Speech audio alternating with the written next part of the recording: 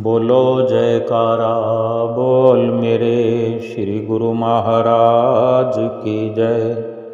सभी गुरुमुख प्रेमियों से सब प्रेम जय सच्चिदानंद। वंदो चरण सरोज गुरु मुद मंगल आगार। जय सेवत नर होत हैं भव सागर से पार। गुरु जी के सुमिरन मात्र से नाशत विघ्न अनंत। तासे सर्वारंभ में ध्यावत हैं सब संत। मनुष्य के जन्म लेते ही जब हमारा जन्म इस संसार में होता है, हर इंसान जो इस दुनिया में आता है तभी से ये काल और माया अपना काम शुरू कर देते हैं।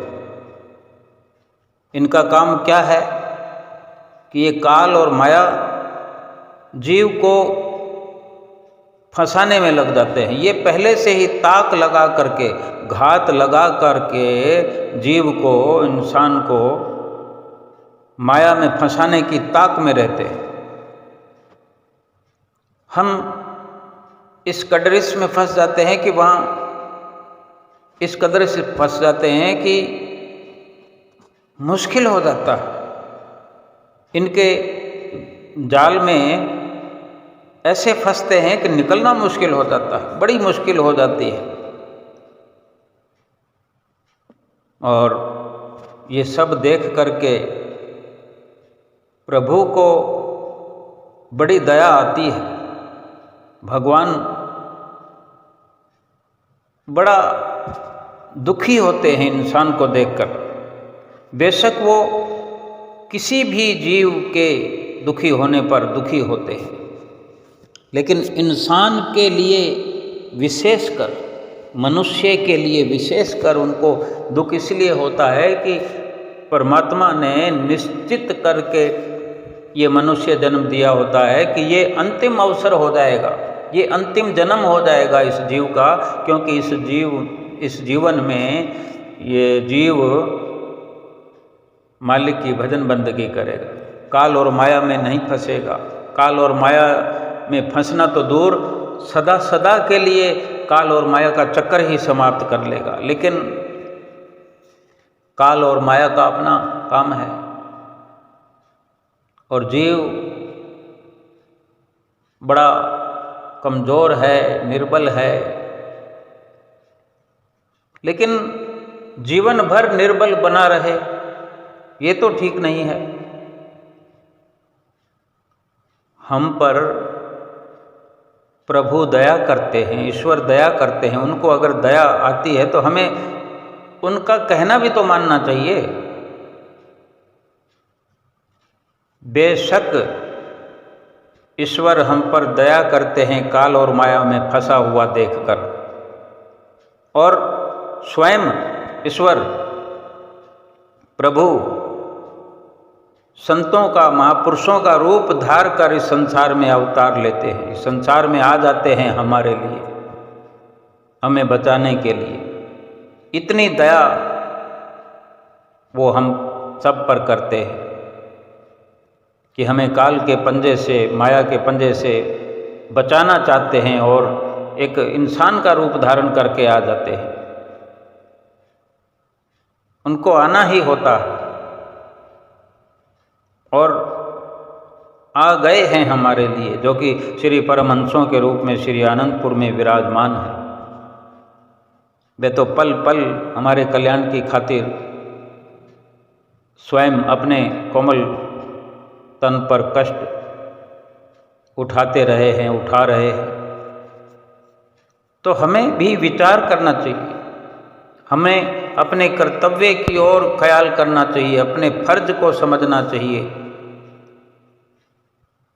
कितना हमसे रात और दिन नेह करते हैं, प्यार करते हैं कि हम ये समझ जाएं क्या कि ना हमारा कोई है न हमारा कोई था और ना ही कोई हमारा होगा, सिवाय सतगुरु के, सिवाय ईश्वर के, परमात्मा के कोई और नहीं है अपना। जितना जल्दी हम इस बात को मान लें उतना ही हमारे लिए, हर इंसान के लिए, हर मनुष्य के लिए, हर जीव के लिए ये अच्छा है। हम ये भी अच्छे से समझ लेंगे सतगुरु का, श्री गुरु महाराज जी का नूरी स्वरूप इतना ज्योतिर्मय, सुंदर और आकर्षक है कि उनके दर्शन के बाद इस संसार का कोई भी रूप हमें लुभा नहीं सकता, संसार का मोह हमें लुभा नहीं सकता। अगर सतगुरु की शरण को पाकर के भी हमारा मन अगर संसार में खिंच रहा है या हमारा झुकाव संसार में हो रहा है, तो फिर कारण तो यही है कि हमें सतगुरु पर विश्वास हुआ नहीं, हमने सतगुरु को अपना बनाया नहीं। बेशक हम आरती में तो गाते ही हैं, आरती में तो ऐसे शब्द जो लिखे हुए हैं वो इसलिए हैं कि हम उन शब्दों को हृदयंगम करें, अपने हृदय में उनको धारण करें, एक एक शब्द को अपने हृदय में बिठा लें। कि हम आरती विनती में गाते हैं, मैं निर्बल अति दीन हूँ, तुम समर्थ बलवान, सब विधि मम रक्षा करो, दीन बंधु भगवान। बिरद संहारो नाथ जी, शरणागत प्रतिपाल, बाह गहे की लाज है, मेरी करो संभाल। ये गाते तो हैं, लेकिन जब इन शब्दों पर यकीन हो जाएगा कि मैं निर्बल हूँ, सतगुरु मेरे समर्थ हैं, हर प्रकार से यही हमारी सहायता करने वाले हैं, मदद करने वाले हैं, बल्कि इस लोक में भी और परलोक में भी हमारी संभाल करने वाले हमारे सतगुरुदेव महाराज जी हैं। ये यकीन हो जाए, हमारी बाहाँ अगर सतगुरु ने पकड़ ली है और हमें यकीन हो गया है, हमने स्वीकार कर लिया है, बिरद संहारो नाथ जी, शरणागत प्रतिपाल, वहाँ गहे की लाज है, मेरी करो संभाल।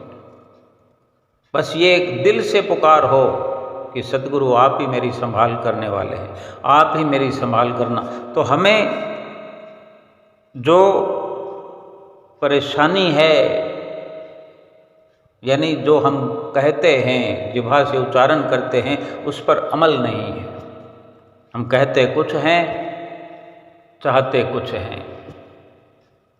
अपनी बाँह हमने संसार के हाथ में, काल और माया के हाथ में दे दी है। हम अनजान बन करके, अगर कमज़ोर बन के अगर संसार के हाथों में चले जाएं, काल और माया के शिकंजे में चले जाएं, तो प्रभु को भी दुख होता है। लेकिन फिर वही प्रभु सतगुरु का रूप धारण करके, संतों महापुरुषों का रूप धारण करके आए हैं और हमें समझा रहे हैं, अपने नज़दीकी में बिठा रहे हैं, बुला रहे हैं। और फिर भी उनके वचनों पर विश्वास न करके, अमल न करके, हम काल और माया को जा करके अपनी बाँह उनके हाथ में दे रहे हैं, अपनी बागडोर उनको दे रहे हैं। फिर तो और भी ज़्यादा महापुरुषों को दुख होता है कि जो हमारे लिए संसार में शरीर मनुष्य का लेकर आए, स्वयं परमात्मा, तब भी हम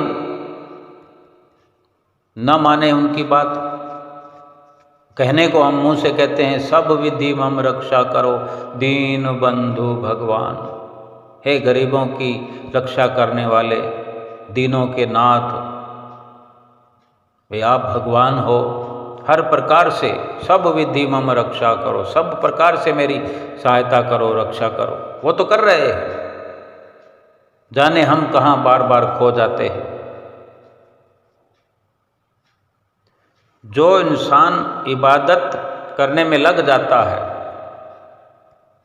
वक़्त के संतों की, सतगुरु की, महापुरुषों की बात को मान करके शुरू कर देता है अपना जीवन का सफ़र, वो आज नहीं तो कल, वो कहते हैं कि इबादत कर, इबादत कर, इबादत से गल बनदी है, किसी की आज बनदी है, किसी दी कल बनदी है। अब कोई करे ही ना इबादत, भक्ति परमार्थ में जुड़े ही नहीं, जानबूझकर जो अनजान बना हो, लंबे पांव पसार कर सोया हो मोह की माया की नींद में, जिसको मौत की खबर नहीं सोया पांव पसार, जिसको मौत की खबर नहीं सोया पांव पड़ाए, अंतकाल यम चाबुक मारे लेगा प्राण उड़ाए। चाबुक मार मार के ले जाएगा यमराज, हमारे प्राण निकाल लेगा। देर करके अपना मौका ना गवाए कोई, रात और दिन सतगुरु हमारे लिए नित नई रचना रचाते हैं। बेशक हम चाहे गलतियां करते हैं, उसकी सजा भी पाते हैं, लेकिन फिर भी सतगुरु हमारा हर स्थिति में ध्यान रखते हैं, हमारे साथ होते हैं, कोई ना कोई रचना ऐसी रचाते हैं, हमारी भूलों को जहाँ तक हो सके क्षमा करते हैं। लेकिन कुदरत का कानून है, वो किसी को बख्शता नहीं है। एक बड़ी सुंदर लीला श्री पंचम पातशाही गुरु महाराज जी की है कि एक बार श्री गुरु महाराज जी पंचम पातशाही जी श्री संत नगर में कृपा फरमाई। जैसे कि हमेशा संत नगर जाया ही करते हैं, साल में कभी 2 बार 3 बार 4 बार जैसे भी मौज हो।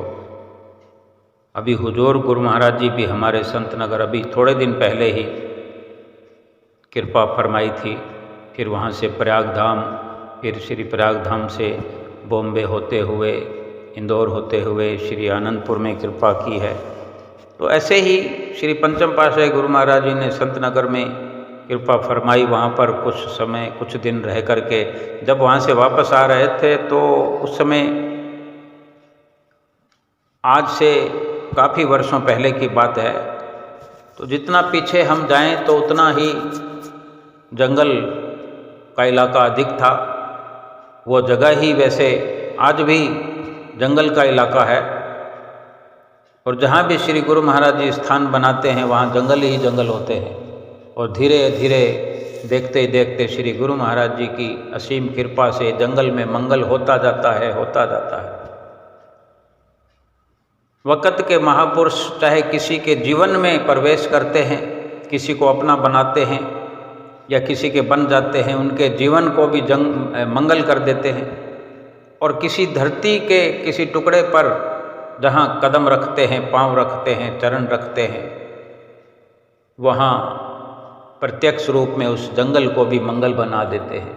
आज हम श्री आनंदपुर दरबार की रचना को देखें। एक वक्त था कि आसपास में कुछ नहीं था।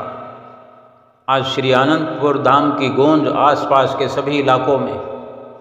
सुखपुर चैरिटेबल ट्रस्ट अस्पताल जो बना है, दूर दूर से गुरमुख प्रेमी नहीं बल्कि वहाँ के लोग इलाज के लिए आते हैं। आसपास के इलाकों के, गांवों के, शहरों के भी आते, जो पास में गुना जो कि जिला है, अब तो अशोकनगर भी जिला हो गया है, गुना जिले से, गुना शहर से और क्या आसपास से इलाज कराने के लोग वहाँ श्री आनंदपुर के सुखपुर अस्पताल में पहुँच करके अपना इलाज कराते हैं।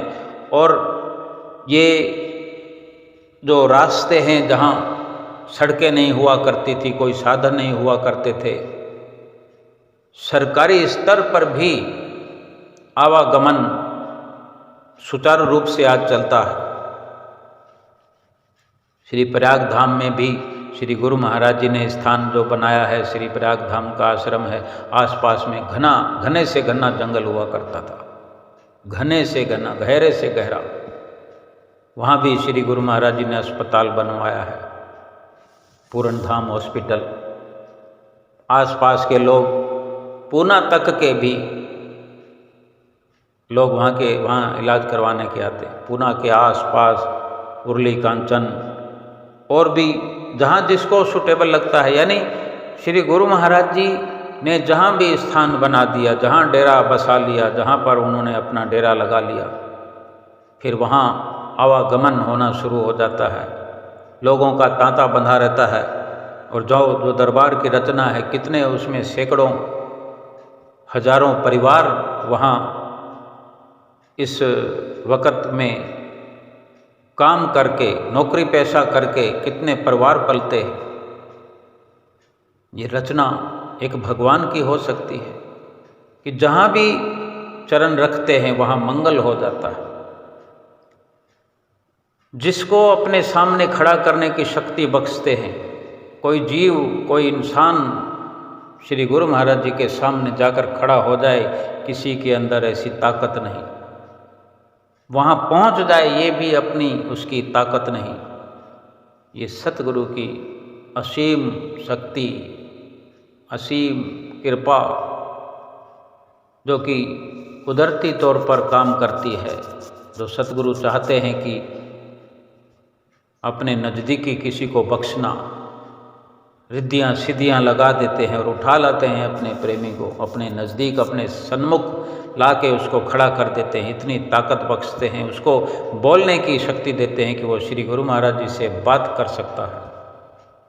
कोई कम, कोई ज़्यादा, ये फिर अपनी मेहनत या अपना पुरुषार्थ कोई करे, सतगुरु से प्यार करने लगे जैसा सतगुरु सबसे प्यार करते हैं। कोई गुरुमुख अगर कोई प्रेमी उनसे अथाह प्यार करने लगे तो उसके तो जीवन में मंगल ही मंगल हो जाता है। सप्ताह में एक बार मंगलवार आता है, लेकिन गुरुमुख प्रेमियों के जीवन में तो हर घड़ी मंगल ही मंगल है। जो श्री गुरु महाराज जी पंचम पातशाही जी संत नगर में कृपा फरमाई और वहाँ से जब वापस आ रहे थे तो जंगली इलाका था, और जंगल से भाव ये है कि जंगल में जंगली जानवर रहा करते हैं, जंगल की गहराई का फ़ायदा उठाते हैं कि जब जंगल का खात्मा हो जाता है तो वो जंगली जानवर फिर और आगे चले जाते हैं गहरे जंगल में। तो वहाँ जो आसपास जंगली इलाका था, वहाँ से श्री कार निकल रही थी। श्री गुरु महाराज जी जैसे साथ में संत मंडली होती है, तो श्री कार चल रही थी, तो महात्मा जी श्री कार जो चला रहे थे तो देखते हैं कि पीछे एक शेर श्री कार का पीछा कर रहा है। शीशे में दिख जाता है, जो गाड़ी चलाने वाला होता है, जो साइड में शीशा लगा होता है, उस शीशे में देखना पड़ता है कि पीछे से कोई गाड़ी तो नहीं आ रही। अब वो महात्मा जी जो पीछे शीशे में देख करके उनको अंदाज़ा हुआ कि एक शेर श्री कार का पीछा कर रहा है। महात्मा जी ने शेर को देखकर कार की स्पीड बढ़ा दी, थोड़ी तेज कर दी। अब श्री गुरु महाराज जी तो हमारे भगवान हैं, सब जानते हैं, क्या उनकी प्रेरणा के बिना वो शेर पीछा कर सकता है श्री कार का? तो श्री गुरु महाराज जी ने महात्मा जी से पूछा कि कार को तेज क्यों कर दिया महात्मा जी? तो महात्मा जी ने विनती करी, स्वामी जी पीछे कोई शेर आ रहा है। श्री गुरु महाराज जी तो इसी इंतज़ार में थे।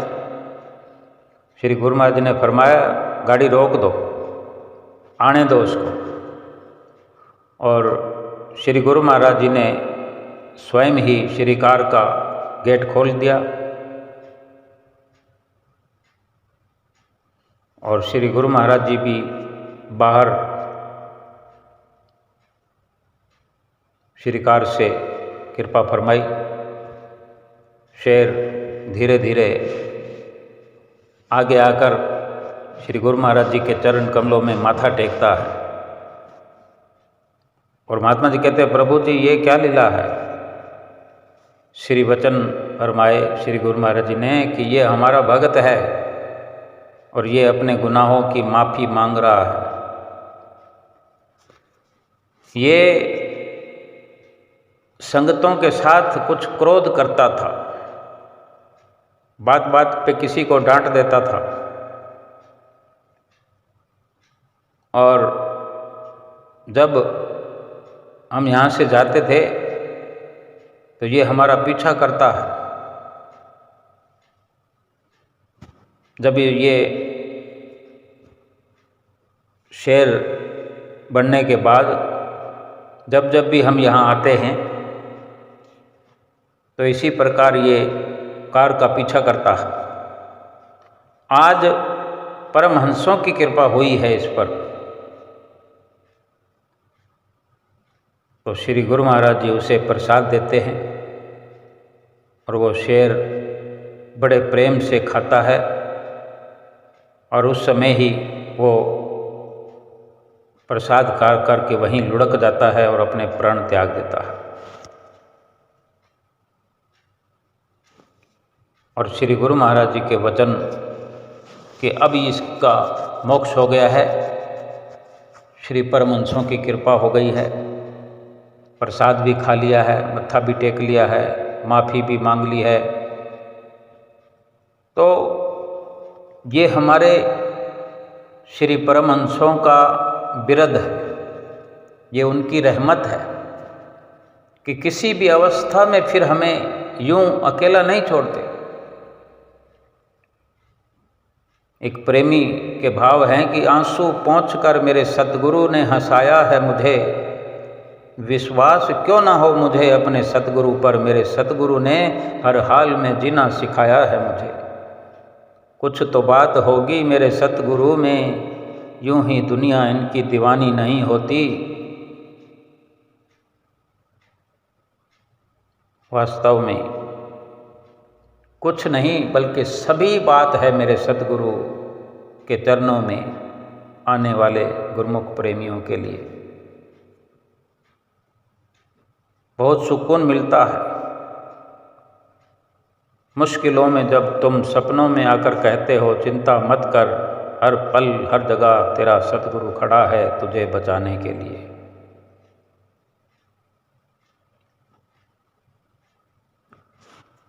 जब इस प्रकार का भाव हो जाए तो हम समझ सकते हैं कि हमें क्या चिंता है और चिंता क्यों करनी चाहिए। जिंदगी जीने के अनेक तरीके हो सकते हैं, मगर सबसे उत्तम तरीका, सर्वश्रेष्ठ तरीका वही है जिससे खुद को संतुष्टि मिले और दूसरों को कष्ट ना हो। आज संसार में जहाँ देखो सब अपनी अपनी मर्जी से कर रहे हैं, लेकिन संतुष्टि किसी को नहीं है। फिर भी सोचता नहीं इंसान कि अगर मुझे संतुष्टि मेरी की हुई कार्रवाई से नहीं है तो फिर कोई तो कारण होगा।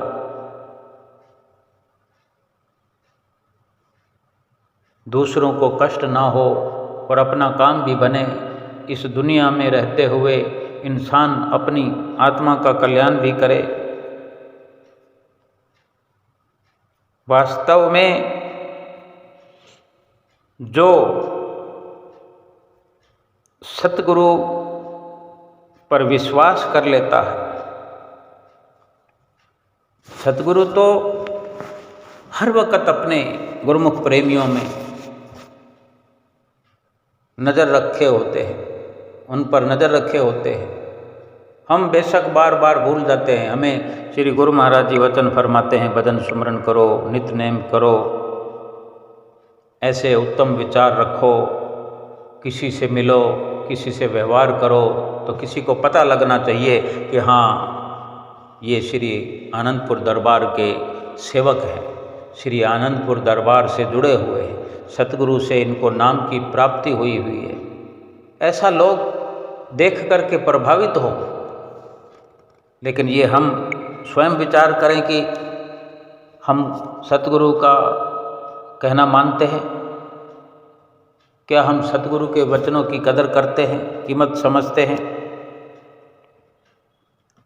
हम ये भी विचार नहीं करते कि सतगुरु हमारे पल पल की खबर रखते हैं। हम 5 नियमों की पालना कर रहे हैं या नहीं कर रहे हैं, या कैसे कर रहे हैं, कितनी लापरवाही कर रहे हैं। आज हर इंसान संसार में ऐसा मुब्तला है, नाम लेकर भी संसार की गिरफ्त में है। वो गिरफ्त में इसलिए है कि वो नाम लेकर के नाम को जपता नहीं है, नाम का सुमरन करता नहीं है। सुमरन करेगा नहीं तो संसार की गिरफ्त से बाहर आएगा नहीं। नाम का सुमरन का प्रभाव तो तभी होगा जब नाम का सुमरन किया जाएगा। नाम का सुमरन हम करते नहीं, कर पाते नहीं, कुछ भी बहाना चला देते हैं कि क्या करें, मजबूरी है। एक बार श्री गुरु महाराज जी से किसी ने, प्रेमी ने पूछा कि स्वामी जी, आपके इतने सारे सत्संगी भगत हैं, आपकी इतनी संगतें हैं, प्रेमी हैं, आपके सेवक हैं, जिन जिन ने नाम दान लिया हुआ है, अगर कोई उनमें से भजन सुमरन नहीं करता है, आप तो सभी को कहते हैं, नाम देते हैं तो सभी को कहते हैं कि नाम का सुमरन करना, तभी तो नाम दिया जाता है। लेकिन अगर कोई नाम सुमरन नहीं करता है, भजन नहीं करता है, तो क्या आपको पता चल जाता है? कैसे पता चलता है आपको? तो श्री गुरु महाराज जी ने बड़ा प्रेम पूर्वक फरमाया कि देखो, जैसे किसी के भी सिर के ऊपर बाल हैं, अनगिनत बाल हैं, हर किसी के सिर पर अनगिनत बाल हैं। क्या खूब श्री गुरु महाराज जी ने वचन फरमाए कि अगर इतने सारे बालों में से एक भी बाल खींचा जाए तो फिर पता चलता है कि नहीं? जिसका बाल खींचा जाता है, एक बाल से भी अंदाजा हो जाता है, दर्द हो जाता है। इसी प्रकार कोई भी सत्संगी भजन सुमरन नहीं करता है तो हमें भी अंदाजा होता है, हमें उस बाल टूटने से कहीं अधिक दर्द होता है, दुख होता है। किस प्रकार सतगुरु की वाणियाँ हमें जगाती है, किस प्रकार हमें आगाह करती है। और हम कभी पैसा कमाने में लगे हुए हैं, कभी बच्चों को पालना में, पालन पोषण करने में लगे हुए हैं। सुबह सुबह देखें, जब सुबह आरती का समय होता है, घर के अंदर एक कोलाहल मचा होता है। इधर तो श्री गुरु महाराज जी को उठाना है, बड़े विचित्र प्रकार के भाव होते हैं मन में कि क्या क्या करें। जहाँ से पैसा आना है, यानी घर से कोई अपनी ड्यूटी पर जाने वाला है, कोई स्कूल पढ़ने के लिए जाने वाला है, कोई स्कूल में पढ़ाने के लिए जाने वाला है, कोई छोटा बच्चा है, कोई बड़ा है, यानी कोई पढ़ने वाला है, कोई पढ़ाने वाला है, उसके बाद में फिर कोई ड्यूटी पर जाने वाला है। घर बड़ा हो छोटा हो, कमाई बड़ी हो छोटी हो, स्कूल क्लास छोटी हो या बड़ी हो, भाव कहने का यह है कि कहीं ना कहीं आरती पूजा का नियम पिस कर रह जाता है, जो कि ये पहला नियम है। इससे भी पहले श्री गुरु महाराज जी को उठाने का, उनको भोग लगाने का कितनी दिलचस्पी होती होगी। ये अलग बात है कि घर में अगर 6 लोग हैं, 8 लोग हैं, उसमें कोई उम्र दराज व्यक्ति है, कोई माता है, कोई बुजुर्ग भगत है, वो अगर अकेले खड़े हुए आरती कर रहे हैं, ठीक है, लेकिन नामधारी तो वहाँ पर सब है। हर किसी का अपना अपना मकसद हल होना है, जो नाम जपेगा उसी का लाभ होगा। क्या ये सबकी जिम्मेवारी नहीं? और बड़ी जल्दी से हर कोई कह देता है जब कोई बात आती है, हम भी अनंतपुरी हैं, हमने भी नाम लिया हुआ है, हम भी श्री गुरु महाराज जी को मानते हैं। तो ये बात मैच तो नहीं खाती कि सुमरन भजन अभ्यास तो दूर की बात है, श्री आरती पूजा के लिए समय नहीं है। फिर वो क्या करते हैं कि एक बुजुर्ग खड़ा हुआ है या कोई माता खड़ी हुई है आरती को लेकर, फिर बाकी लोग सब आएंगे, फटाफट एक तरफ से आरती को पकड़ा, दूसरी तरफ से वापस दिया, कच्चा पक्का मत्था टेका ना टेका, गुरु महाराज जी को देखा कि नहीं देखा, चलो हो गया नियम। और बाकी समय अगर देखें कि किसी को 7 बजे जाना है तो वो 5:30 बजे उठा हुआ है। इतना समय कहाँ लगाया, जबकि श्री आरती के लिए 60 सेकंड भी नहीं, 1 मिनट भी नहीं पूरा खर्च करने को हमारे पास, ठीक से मत्था टेकने में भी दिलचस्पी नहीं। जल्दी से जल्दी तुरता फुर्त 1 मिनट में काम हो गया, और बाकी समय कहाँ गया? सजने में, संवरने में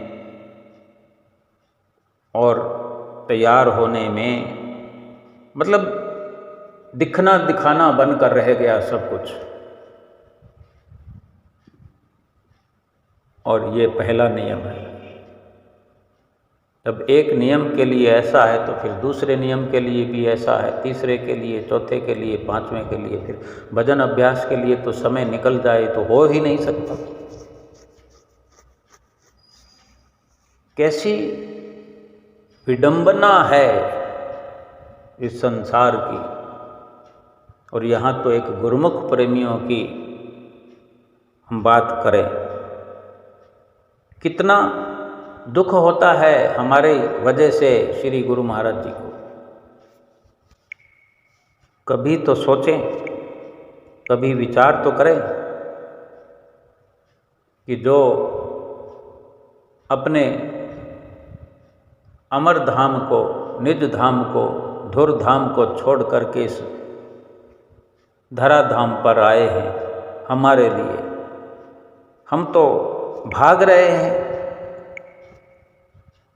ऐसा नहीं है कि किसी दिन अगर देर सवेर हो जाए तो अलग बात है, ये रोज का नियम है। समय है ही नहीं हमारे पास, समय केवल श्री आरती पूजा के लिए नहीं, या फिर मोबाइल चला कर रख देंगे रोज। खाना भी खाने के लिए मोबाइल चला कर रख दें, क्या भूख मिटेगी?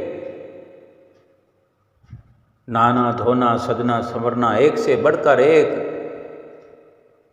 खुशबू के समान हैं, एक से बढ़कर एक वस्त्र हैं पहनने के लिए, सजने के लिए, संवरने के लिए। हर प्रकार से सुख सुविधाओं से संसारिक हम लैस हैं। प्रभु ने कितना हमारे लिए संसाधनों का ढेर लगा दिया है, क्या उसका शुक्राना करने के लिए भी समय नहीं? ये हमें विचार करना है।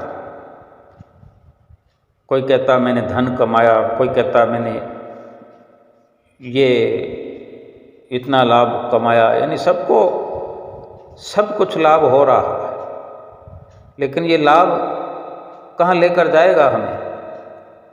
क्या बेड़ा पार हो जाएगा? कैसे चलेगा फिर? जिस दिन हमारी मौत होगी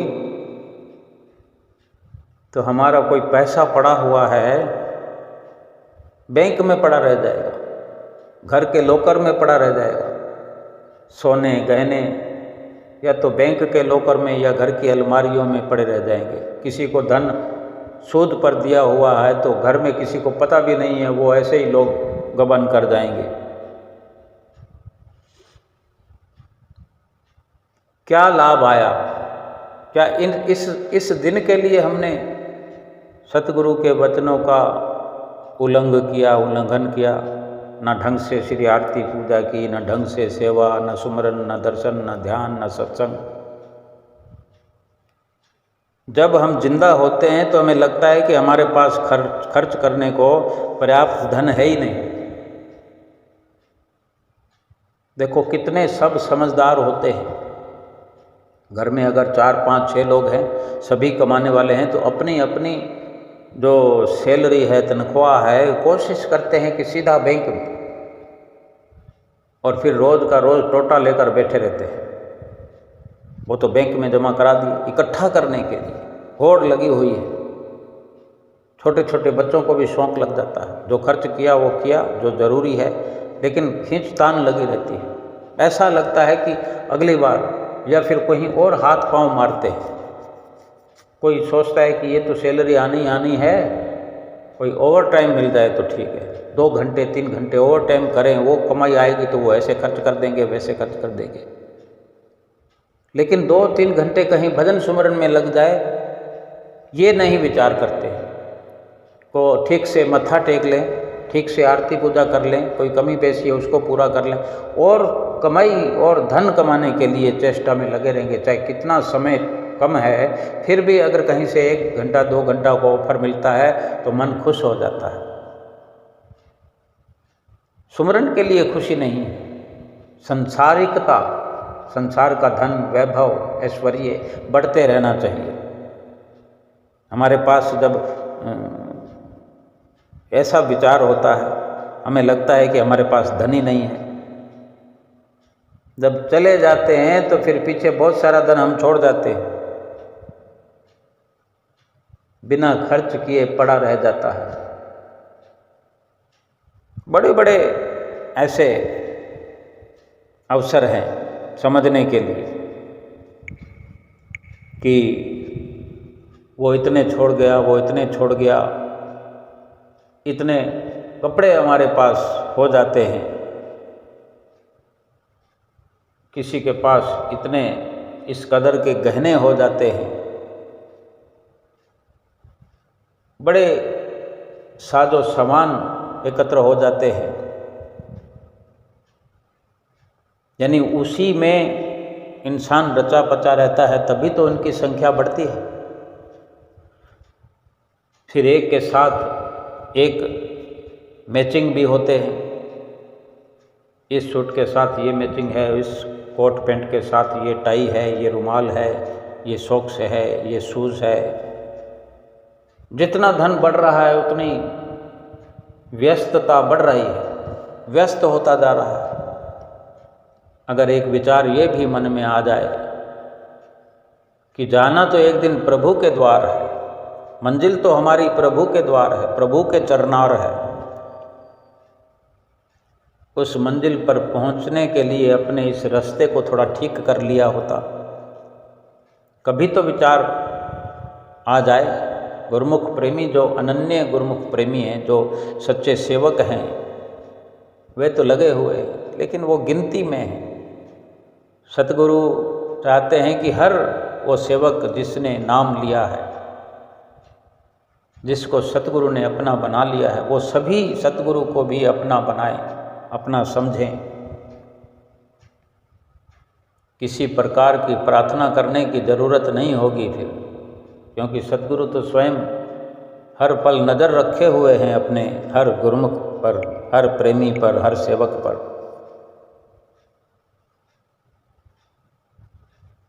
अधिक इकट्ठा करने की बजाय वो जो समय है अधिक इकट्ठा करने वाला, वो समय नाम जपने में लगाएं, सुमरन में लगाएं, सेवा में लगाएं,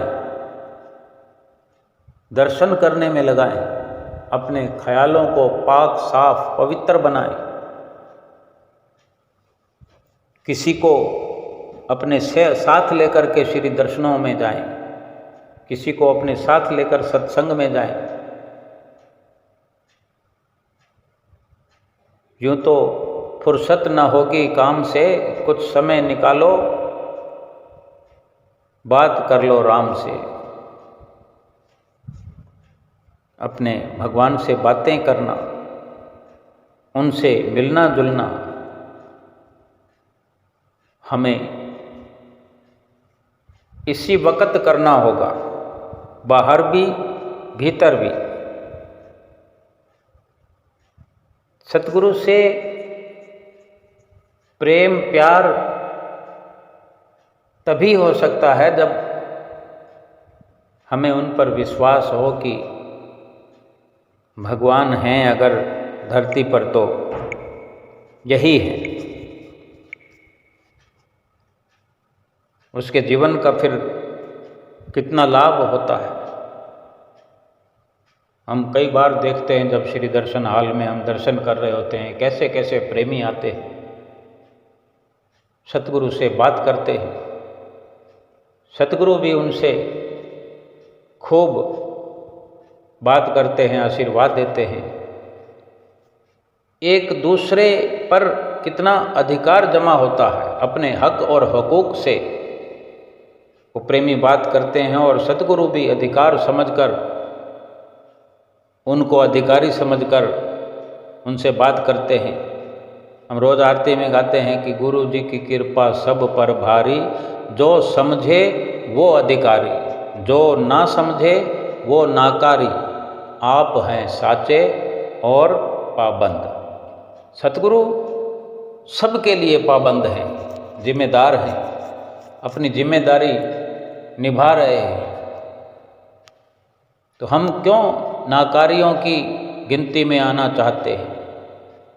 हम अधिकारी बनकर अधिकारियों की गिनती में आएं और अपने अधिकार को सतगुरु के आगे हो करके स्वीकार करें, सतगुरु के वचनों का मनन करें। एक बार एक भक्त्यानी श्री पंचम पातशाही जी के समय की बात है, बहुत प्रेमन थी। वो महीनों के लिए सेवा पर आया करती थी, कभी श्री आनंदपुर तो कभी श्री प्रयाग धाम। उस सेवा करते करते एक ही बात बोलती थी। उसने एक रट्टा बना रखा था, सानू तेरा आसरा ते तेनू साडा आसरा। और ये बात सब उसकी सुना करते थे, लेकिन हर कोई समझ तो नहीं पाता, कंफ्यूज थे, सब लोग उसकी बात समझ नहीं पा रहे थे। एक दिन ये बात महात्मा जी तक पहुंची कि एक भक्तानी ऐसे बोलती है। तो फिर महात्मा जी ने श्री चरणों में विनती की कि स्वामी जी, एक भक्तानी ऐसी बात करती है, जब भी सेवा कर रही होती है तो लोग सुन रहे होते हैं, वो कहती है कि सानू तेरा आसरा तो तेनू साडा आसरा। तो श्री गुरु महाराज जी ने फरमाया, अच्छा, अब ये बात वहाँ पहुँची है, महात्मा जी ने विनती करी है, श्री गुरु महाराज जी ने कहा है कि अच्छा, तो इसका ये मतलब थोड़ी है कि श्री गुरु महाराज जी कुछ जानते नहीं हैं। वे तो सब जानते हैं, अंतर्यामी भगवान है। लेकिन ये अब अवसर आ गया है इस बात को प्रकट करने का, कन्फ्यूजन मिटाने का। और भगवान जो है, भक्त की जो सच्चाई है वो छुपने नहीं देते, वो सबके सामने उजागर करते हैं। श्री गुरु महाराज जी ने कहा, अच्छा, तुसी उन्होंने बुलाओ, असी पुछदे हैं इसका मतलब की है, सानू तेरा आसरा ते तेनू साडा आसरा। फिर उस भक्तानी को श्री गुरु महाराज जी के पास ले आया गया। जब वो आई तो श्री गुरु महाराज ने उससे पूछा कि ऐसी सुना है कि तू एक लाइन बोल दी है, सानू तेरा आसरा ते तेनू साडा आसरा, बार बार एहो ही बोल दी है, इसका मतलब की है? सानू तेरा आसरा, ये तो ठीक है, ये तो सारे ही बोलते हैं, लेकिन तेनू साडा आसरा, इसका मतलब क्या है? अब वो भक्तानी श्री गुरु महाराज जी से जो इतना प्रेम करती थी, त्रिलोकी के मालिक को, वो एक तो कहती है भी तेनू साडा आसरा, तू कहती है, तेनू कहती है खुली भाषा में। तो फिर वो उस वक़्त भी उसी भाषा में बात करती है कि वेख स्वामी जी, सानू तेरा आसरा तो है, सानू तेरा आसरा तो है ही, ये गल तां हर कोई मनदा है, और तेनों भी साडा आसरा है ना। ये महात्मा बाइयां ना होण तो तू कला बह के इत्थे ढोल बजाएगा।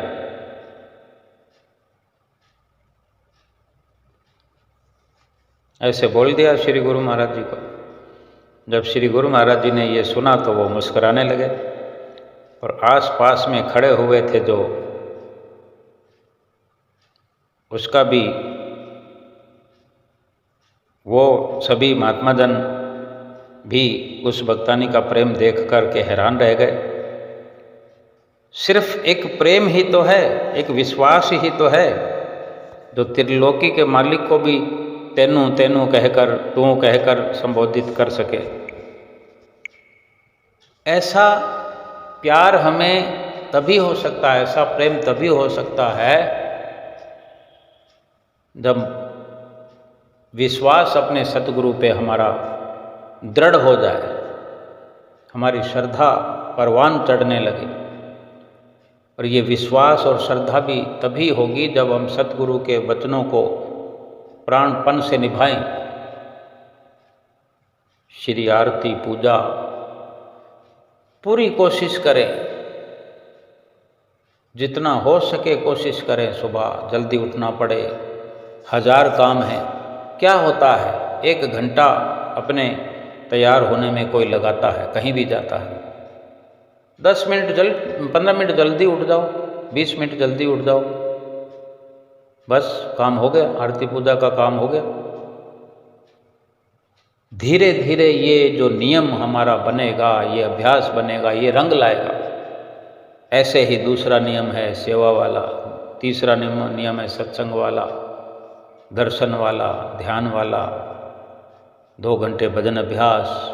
हम जिस संसार की उस उपलब्धियों को हासिल करने के लिए सारा समय खर्च कर रहे हैं, अगर ये थोड़ा समय 24 घंटे में 3-4 घंटे कुल मिला के सारा 3-4 घंटे समय अगर हम ये खर्च करें तो जाने हमारे 24 के 24 घंटे सफल हो जाएंगे।